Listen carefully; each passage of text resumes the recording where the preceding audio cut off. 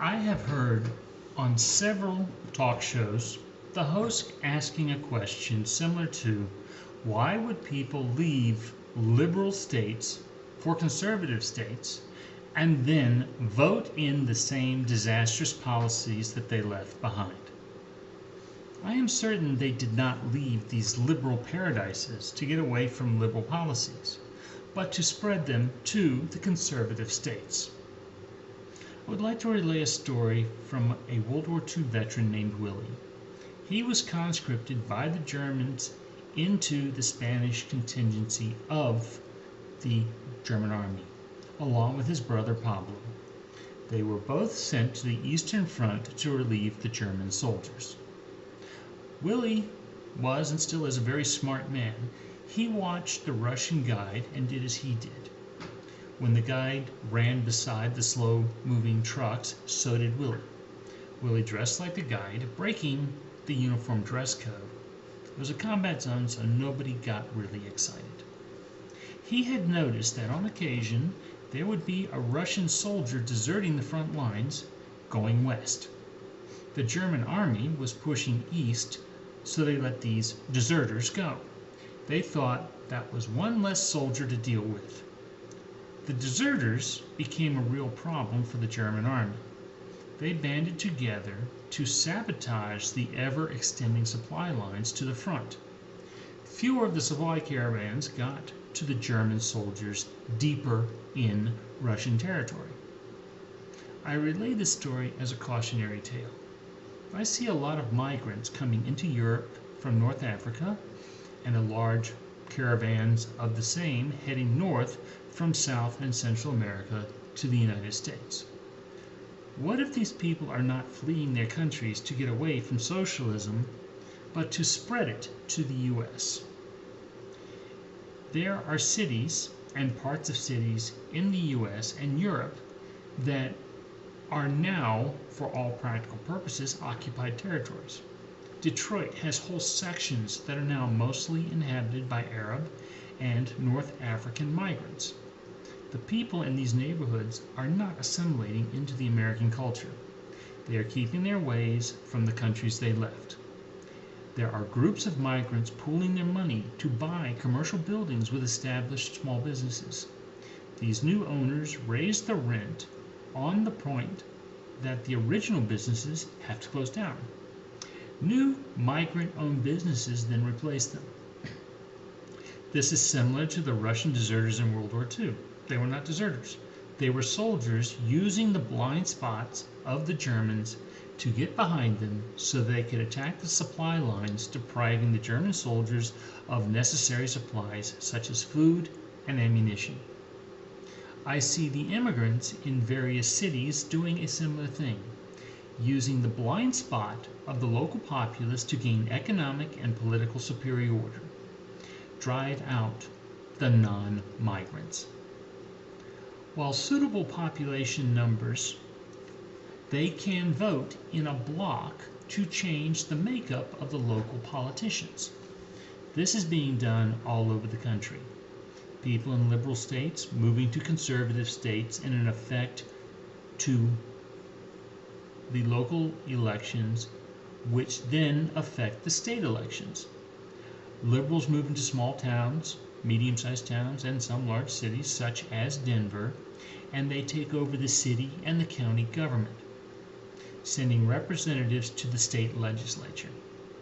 When enough of these liberal representatives have arrived in the legislature, they start making liberal changes or liberal policies. With a majority of the state house, they can then change the voting maps to benefit one party or another. This happens all over the country. They can change the policies of the state to be more liberal, making sanctuary cities friendly to undocumented aliens and passing more liberal changes, enacting gun control, women's rights, the choice versus the pro-life movement, which we won't be getting into. And I have seen this in the state of Colorado. There are very few Democratic controlled counties in the state. Most of the state is squarely in the Republican camp. Most of the populace in the state live in Denver, Boulder, Fort Collins, the Front Range, the northern Front Range region. The majority of the state's population lives in a relatively small area. They vote as liberal Democrats in most elections. There has been an influx of people from California. Many of these people are liberal. They still vote liberal. So the question comes to mind, why would they leave liberal California for conservative Colorado and then vote for the same liberal policies they left? What if they left California for Colorado to make Colorado another liberal state? Tell the people you can have all the free stuff if you elect us. Things that is not mentioned is somebody has to pay for the free stuff. As Margaret Thatcher said, the problem with socialism is eventually you run out of other people's money. Now, the people usually making the payments are the working middle class. The upper class, the rich, have the option to move either themselves or their assets to a less restrictive, less taxed area. The lower class working poor are usually too busy working to survive, so they don't get involved in the politics. So the middle class shrinks as more strict regulations kill jobs and capital is moved to other states or countries. Then the sound bites will come fast and furious about some mythical enemy who is responsible for all the woes of the country. The people will hear the message so many times it will become the truth. Facts will be disregarded that do not support the narrative. Hyperbolic speeches will rally the people against the mythical enemy of the people. We can see this happening today in the mass media. They replay certain stories relentlessly, while other stories, not supporting the narrative, hardly get any attention. I am not a tinfoil hat conspiracy theorist person. I like to keep an open mind on things. When I see a trend, I like to use reason and common sense to deduce the purpose for people's actions. To escape a place and then make the new place the same as the old is counterintuitive to me, and I believe most people. If they are wanting to spread their liberal beliefs to the new conservative area, then their actions make perfect sense. Bring in a large number of people, have them infiltrate the political machine of the state, and then enact the liberal agenda.